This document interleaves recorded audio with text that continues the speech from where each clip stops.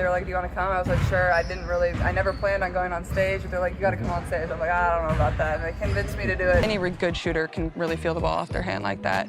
So I kind of know, and then sometimes I get ready to celebrate and fire up the crowd. And then the next time down. Caitlin Clark's first game in the WNBA. 10 turnovers and poor shooting. Fast forward to now, she's leading the league in assists and was just named WNBA Player of the Week. What changed for this rookie sensation? Let's break down Clark's incredible turnaround and how it's shaking up the entire league. The WNBA's Olympic break couldn't have come at a better time for Caitlin Clark. After her challenging start, this pause in the season offered a golden opportunity for reflection and improvement. It was a chance to reset, refocus, and rebuild her confidence away from the pressures of game day. Clark didn't waste a moment of this valuable time. She dove headfirst into an intense training regimen, determined to overcome her initial setbacks and prove she belonged among the WNBA elite. Her work ethic during this period was nothing short of remarkable. Long hours in the gym, countless shots taken, and a laser-like focus on addressing her weaknesses became her daily routine. One of the primary areas Clark targeted for improvement was her turnover rate. Those 10 turnovers in her debut game had been a wake-up call, highlighting the need to adjust to the speed and physicality of the pro game. She worked tirelessly on her ball handling skills, practicing against simulated defensive pressure to sharpen her decision-making and protect the ball better.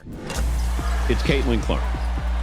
Her basketball IQ, her court vision, you just can't say enough about it. Something I worry about. I think I just worry about, being in this moment, enjoying this moment, the people that I really care about, the people that I really love. Another key focus was her three-point shooting. Before the break, Clark's long-range accuracy had dipped to 34.3%, well below her college numbers. She spent countless hours fine-tuning her form, working on her release, and taking shots from all areas beyond the arc. The goal was clear: regain the deadly three-point threat that had made her such a sensation in college. But Clark's training went beyond just addressing specific weaknesses. She immersed herself in studying game film, analyzing the defensive schemes she'd faced, and strategizing how to counter them. She worked on her conditioning, knowing that improved stamina would help her maintain her skills and decision-making even in the closing minutes of tight games. As the Olympic break drew to a close, there was a palpable sense of anticipation surrounding Clark's return to the court. Coaches, teammates, and fans alike were eager to see if her hard work would translate into on-court success. The struggles of her early games had faded into the background, replaced by a renewed sense of optimism and excitement. Comments from those close to the team hinted at a significant improvement in Clark's game. One insider was quoted saying, "Now we're getting ready to see something I don't think we've ever seen in our game."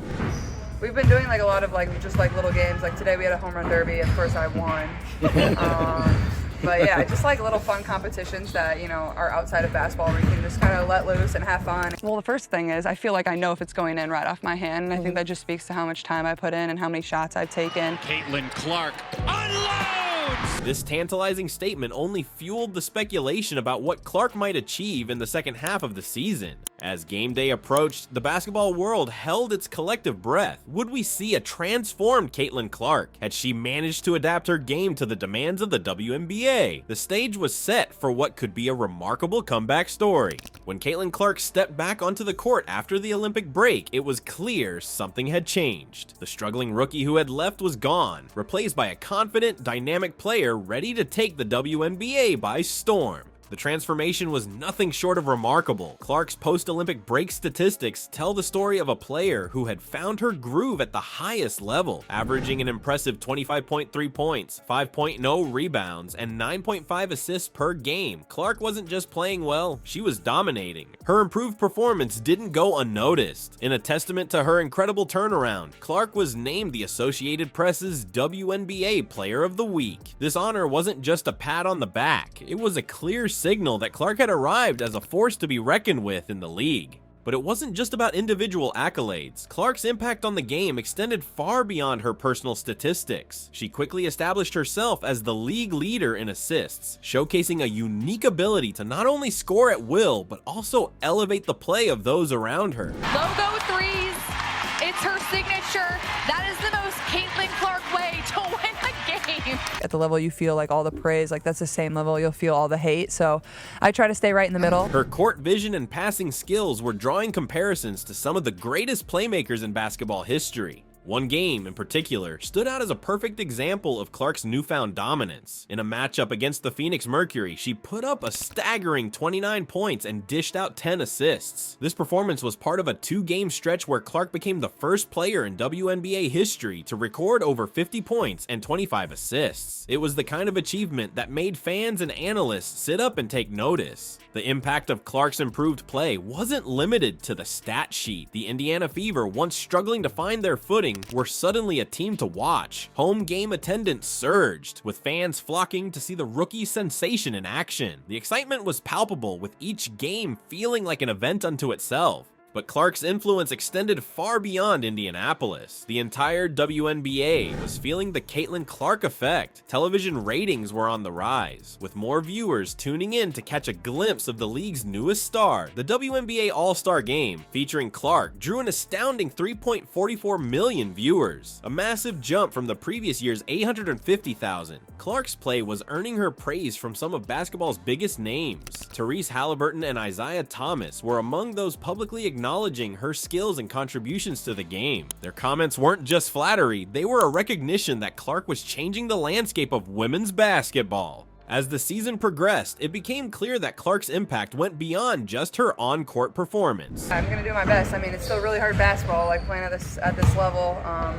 Everybody's gonna be, competing really hard coming back from the break, obviously with playoffs on the line. I think the biggest thing is just do me, have fun. She was becoming a cultural icon, drawing new fans to the sport and inspiring young players across the country. Her jersey sales skyrocketed, and social media buzzed with highlights of her latest feats. Caitlin Clark's meteoric rise in the WNBA didn't just turn heads. It sparked a firestorm of praise, controversy, and speculation about the future of women's basketball. As Clark's game reached new heights, some of the biggest names in basketball couldn't help but take notice. NBA All-Star Therese Halliburton took to Twitter during one of Clark's standout performances, urging fans to witness her magic firsthand. "Hope y'all seeing what Clark is doing at Gainbridge Fieldhouse," he tweeted, capturing the excitement building around the rookie sensation. Basketball legend Isaiah Thomas chimed in, highlighting Clark's unique ability to balance scoring and playmaking. "Let it be known that only a special few in our game's history can score while assisting teammates," Thomas remarked, placing Clark in elite company among the sport's all-time greats. Even Kevin Garnett, known for his intense competitiveness and high standards, couldn't help but be impressed. He noted Clark's obvious commitment to improvement, saying, "Can tell she was in the film room," a nod to her dedication to studying and refining her game during the Olympic break. But while praise poured in from NBA circles, the reaction within the WNBA itself was more complex. Some players, like Jewel Lloyd, seemed reluctant to acknowledge Clark's growing influence on the league. All the level you feel the praise, that's the level you're gonna feel all the hate too. So you gotta stay right in the middle. And sometimes I don't even realize how far away I am. Like, I watch it back on film and I'm like, wow, I should not shoot that shot.